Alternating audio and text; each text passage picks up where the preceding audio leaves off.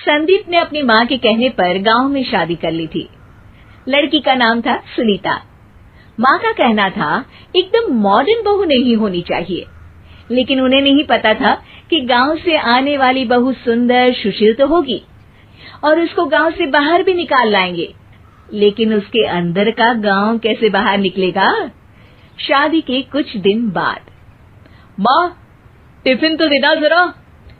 बेटा अब तो स्कूल नहीं ऑफिस जाता है, माँ से नहीं अपनी बीवी से टिफिन मांगा कर।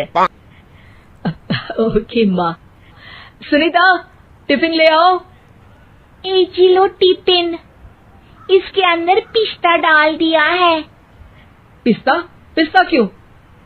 सास जी ने बोला था ना कि आपको पिस्ता बहुत पसंद है। ओहो, मैंने पिस्ता नहीं पास्ता बोला था, पास्ता। पास्ता? कहीं होता है पास्ता? अरे बेटी तू रहने दे, मैं बना दूंगी।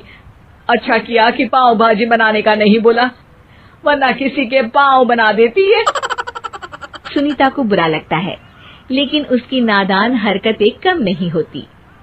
ऐसे ही एक दिन, अरे तुमने ये क्या लगाया है? अरे आप वो फूस फूस करके लगाते हैं ना, वही। डियो?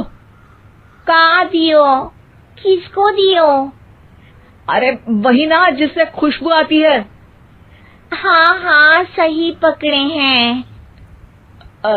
अच्छा लेकर तो आना। कौन सा डियो लगाया तुमने?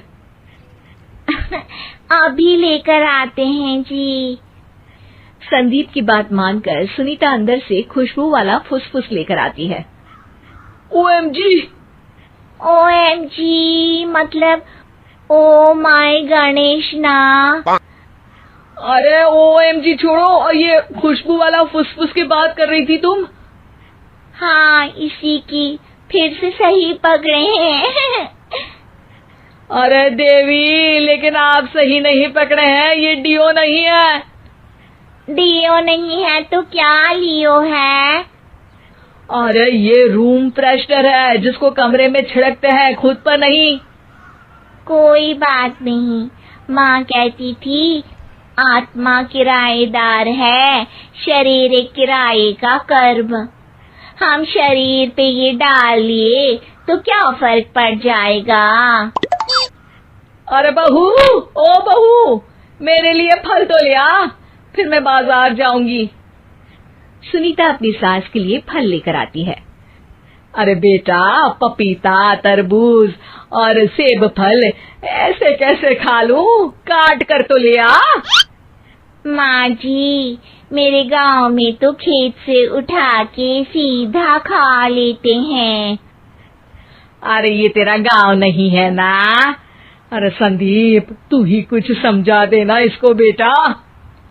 मैं कैसे समझाऊं माँ, ये तो माइक्रोवेव को भी भट्टी बोलती है। कल मैंने बोला हाय कैसी हो, तो बोलती है किसी को हाय नहीं लगानी चाहिए। अरे सुनीता, तेरा क्या होगा? अभी तो कैसे बताऊं माँ जी, अभी हम कुछ करेंगे फिर पता चलेगा क्या होगा, लड़का या लड़की। हे भगवान, कहाँ से आ गई है? रामपुर से जी, आप ही तो लेकर आए थे मुझे। अरे मुझे माफ कर दो। पहले कोई गलती तो करिए जी, आपकी तो सारी गलती माफ कर देंगे हम। हाँ अरे बहू, मेरी बात सुन। फल यानी कि फ्रूट जब भी लाए ना तो काट कर लाना, ठीक है? जी ठीक है माँ जी, फल यानी फ्रूट यानी काट के लाऊंगी। सुनीता रोज ही कोई ऐसी हरकत कर देती जिसकी वजह से उसे घर में दो बातें सुननी पड़ती। एक दिन, माँ मेरे बॉस घर पर आने वाले हैं शाम को, उनका बर्थडे है, फैमिली साथ नहीं रहती उनके, तो यही पार्टी कर लेंगे। उनको अच्छा लगा तो शायद मेरा प्रमोशन भी हो जाएगा। मैं ना फ्रूट केक लाकर फ्रिज में रख दूंगी और तेरे साथ आज खाना मैं बनाऊंगी, ताकि जब साहब आए तो खाने में कोई गड़बड़ ना हो। शाम को जब सारी तैयारियां हो जाती है, संदीप के साथ बड़े साहब भी घर आते हैं। फ्रूट केक तो ले आना बहू, फिर खाना खाएंगे। अरे इस सब की क्या जरूरत थी, आपने बुलाया वही काफी है। सर, आपका परिवार शहर में नहीं है तो हम ही आपके परिवार जैसे हैं सर। इतने में ही सुनीता फ्रूट केक लेकर आती है और बड़े साहब की टेबल पर रख देती है, और जैसे ही केक के ऊपर का बॉक्स हटाती है, ओह, ये क्या है? केक तो कटा हुआ है। मैं तो ऐसा नहीं लाई थी। आप मुझे शाबाशी दे सकती है माँ जी, मैंने ही केक काट दिया। आपने कहा था ना, फल यानी फ्रूट यानी हमेशा काट के लाना, तो फ्रूट केक भी तो फ्रूट ही है ना, तो मैंने पहले ही काट लिया। होना मैं समझदार। अरे बहू, ये क्या किया? केक हमेशा वही काटता है जिसका जन्मदिन होता है। तुझे एक बात भी समझ नहीं आती, एक नंबर की बेवकूफ है। पूरा माहौल बिगड़ चुका था। संदीप को लगने लगा था कि साहब उसे प्रमोशन तो दूर की बात है, कहीं डिमोशन ना दे दे, लेकिन साहब बीच में ही बोल पड़ते हैं। अरे कोई बात नहीं, ये इनकी बेवकूफी नहीं है, इनका भोलापन है। बेटा आप कहाँ से हो? रामपुर गांव से। अरे वाह, गांव से? फिर तो आपके गांव में ताजे फल और सब्जियां मिलते होंगे।